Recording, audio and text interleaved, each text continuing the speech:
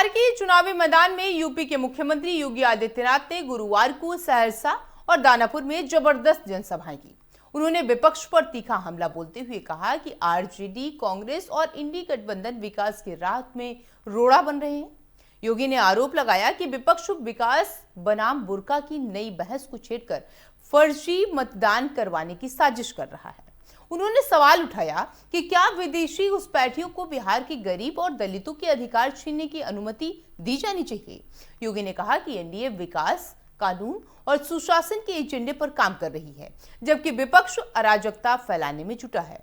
उधर आरजेडी ने ओसामा और रीतलाल यादव को मैदान में उतारा है, वहीं जेडीयू ने अनंत सिंह और अमरेंद्र पांडे जैसे बाहुबलियों को टिकट दिया है। बिहार में योगी की गूंज हुई, ये देखिए रिपोर्ट।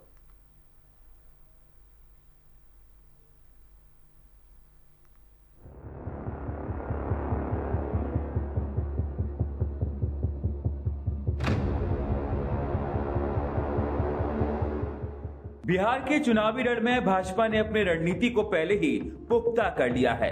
उत्तर प्रदेश के मुख्यमंत्री योगी आदित्यनाथ ने बिहार के सहरसा से चुनावी अभियान का श्री गणेश किया है। भाजपा इस बार यूपी के कई दिग्गज नेताओं समेत लगभग 100 नेताओं की टीम को बिहार राज्य की जिम्मेदारी सौंपी है। चुनावी तैयारी में योगी आदित्यनाथ सबसे आगे हैं, जिन्होंने दानापुर में राम कृपाल यादव के समर्थन में रैली की और जनता को संबोधित किया। दोपहर 1:50 पर सहरसा से भाजपा प्रत्याशी आलोक रंजन झा के समर्थन में माहौल बनाने का काम किया। भाजपा ने बिहार विजय अभियान को लेकर विशेष चक्रव्यूह तैयार किया है, जिसका एक सिरा पश्चिमी राज्य उत्तर प्रदेश से जुड़ता है। इस रणनीति के तहत यूपी के 100 से अधिक वरिष्ठ नेता और राजनीतिक सेनापति बिहार में चुनाव प्रचार के लिए तैनात हैं।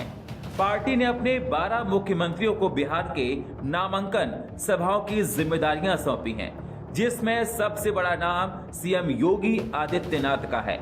योगी आदित्यनाथ को भाजपा के सबसे बड़े चुनाव प्रचारकों में गिना जाता है। पीएम मोदी और गृह मंत्री अमित शाह के बाद उनकी चुनावी जनसभाओं की सफलता दर भी उल्लेखनीय रही।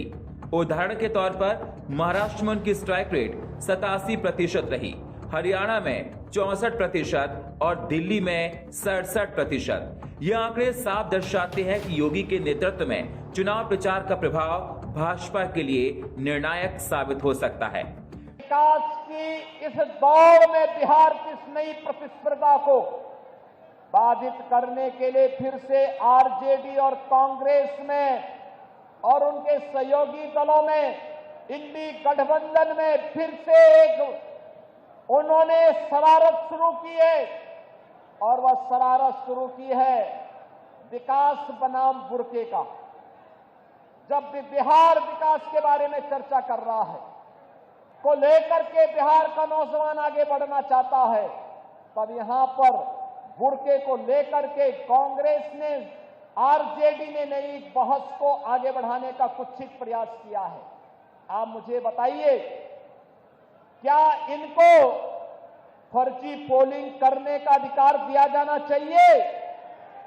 क्या यहां पर विदेशी घुसपैठियों को आकर के बिहार के गरीबों का, बिहार के दलितों का, बिहार के नागरिकों के अधिकार पर क्या उन्हें डकैती डालने की छूट देनी चाहिए? वहीं बिहार की राजनीतिक पृष्ठभूमि भी काफी चुनौतीपूर्ण है। सीवान सहित कई क्षेत्रों में बाहुबली प्रभाव मजबूत रहा है।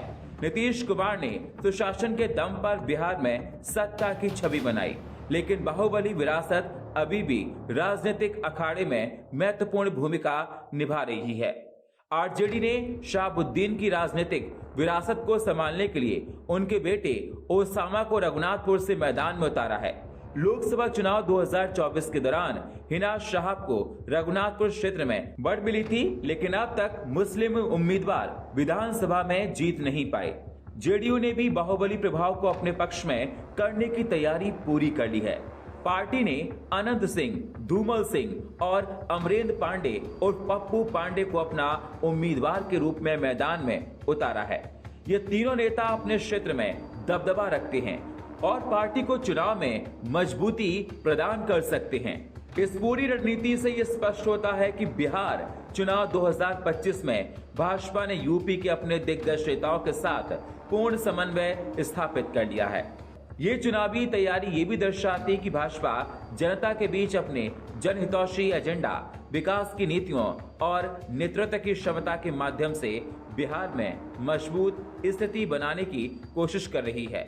योगी आदित्यनाथ के सक्रिय नेतृत्व और यूपी के वरिष्ठ नेताओं की तैनाती भाजपा के लिए 2025 में निर्णायक मोड़ साबित होने वाली है। Bureau report, FM news.